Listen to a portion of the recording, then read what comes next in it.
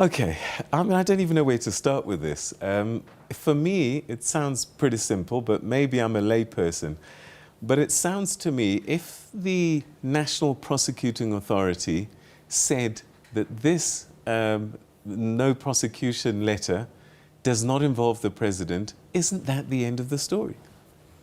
It should be the end of the story. I think what complicates it slightly is that the court process or the prosecution, the private prosecution had already started. So that would obviously have to feed into the court record. And I think within the court process, that would be a fait accompli. How was the summons issued? Because it would seem then somebody made an error, whether it was the NPA or whether it was the court that allowed the summons to be issued. Where did the error take place? Because the president's name is not on the notice for no prosecution.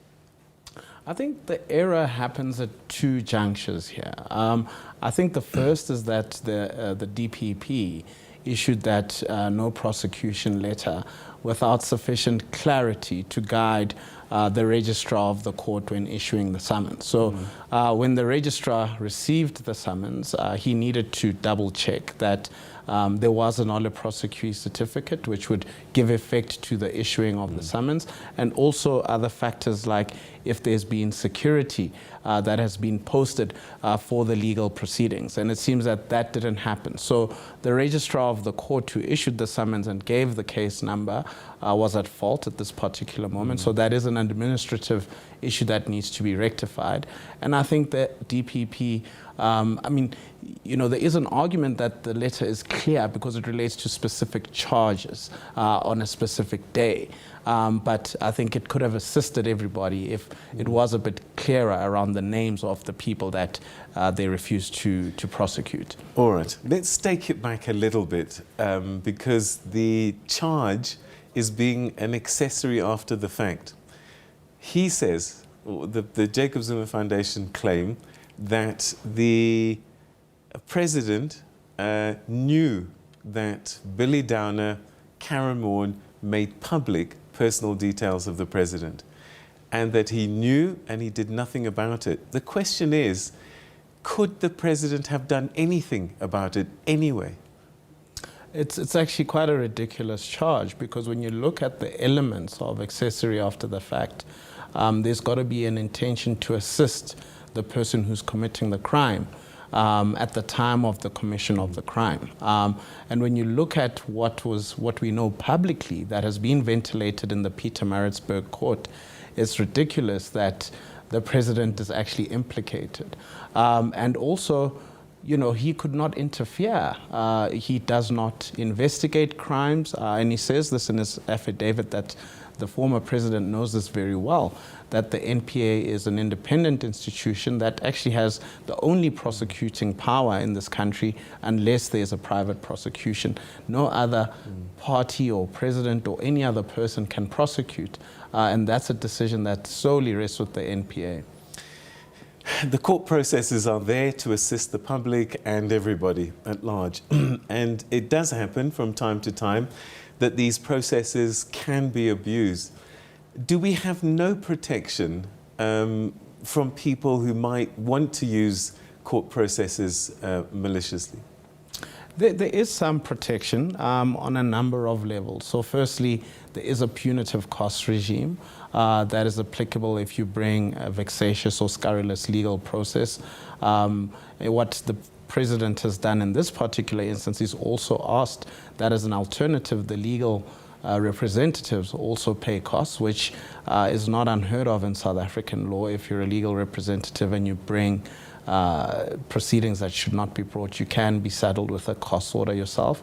And we have a piece of legislation that's not often used called the Vexatious Proceedings Act. And that's intended to stop vexatious litigants from being able to continue with litigation that's meant to harass or done for an ulterior purpose.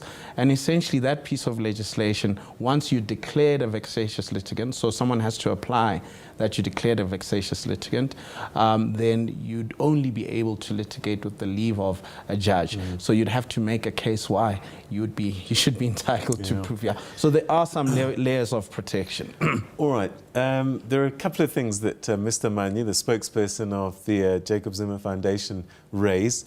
The first one was urgency. If you could address that for us, because my understanding again is you have to go prove in court whether it's urgent or not. So you have every right to apply for an urgent interdict. Yeah, you have every right to bring any matter on an urgent basis. And the essential critical question that the court, or rather the case you need to make out, is that you will not have substantial redress if the matter got heard within the ordinary course of the court rule. And I think in this particular matter, it's, if you look at what the case that the president is making, I think that's it's quite glaring that you have a former president who you have a president whose constitutional rights are at stake, the administration of justice is at stake. It doesn't serve anybody that the president be in the dock while this matter continues and while he actually tries to bring his application to set aside the matter.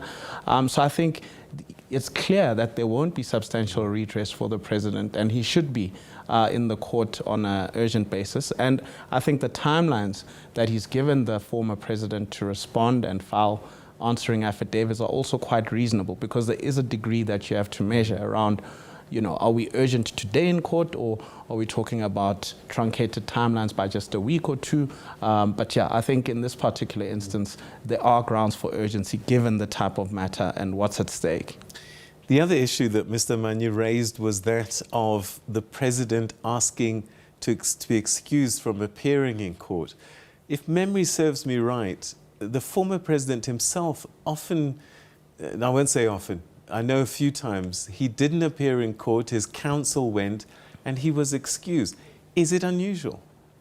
It's not unusual, and especially in the context where that summons that has called him to court is going to be under scrutiny. So if the application is being made that I actually would like to set aside the summons, then the judge can say, well, you're excused for so long as we're talking about whether you actually have been validly brought before the court. It's not an unusual request, and this would be a very good reason to excuse a person from attending court. And I think the judge should grant it, given that this interim interdict will operate pending this application that the president will bring to set aside the summons and the certificate.